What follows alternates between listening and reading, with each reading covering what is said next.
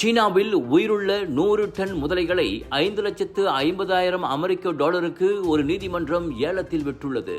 முதலைகளை ஏலத்தில் விடுவது கேட்டிராத ஒன்று என்பதால் இந்த அறிவிப்பு வெளியான கையோடு வலைத்தளங்களில் பெரும் ஆர்வம் ஏற்பட்டுள்ளது.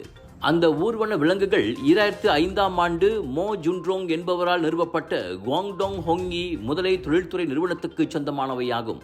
மோ சீனாவின் முதலைகளின் கடவுள் என அழைக்கப்பட்டவராவார். எனினும் ஒப்புக்கொண்ட நிதி கடப்பாட்டை தொடர தவறியதால் முதலைகள் பறிமுதல் செய்யப்பட்டு இப்போது ஏலத்தில் விடப்பட்டுள்ளன. மார்ச் 9ஆம் தேதி தொடங்கிய ஏலம் மே 9 வரை நீடிக்கும். இங்கு ஏலத்தில் உள்ளவை சயாமிய முதலைகள் ஆகும். இவை 2003 முதல் வணிக ரீதியாக வளர்க்கப்பட்டு வர்த்தகம் செய்யக்கூடிய சீனாவின் காட்டு விலங்குகளின் பட்டியலில் சேர்க்கப்பட்டுள்ளன.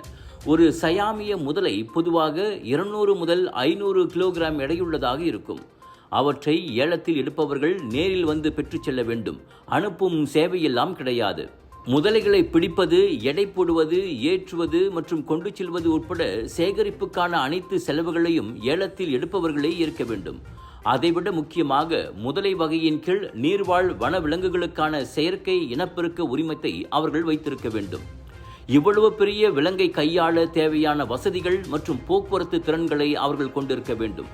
வாங்கிய பிறகு மேற்கண்ட தேவைகளில் ஏதேனும் ஒன்றை பூர்த்தி செய்ய தவறினால் அபராதமாக $41,000 முன்பணத்தை நீதிமன்றம் பிடித்தம் செய்து கொள்ளும்.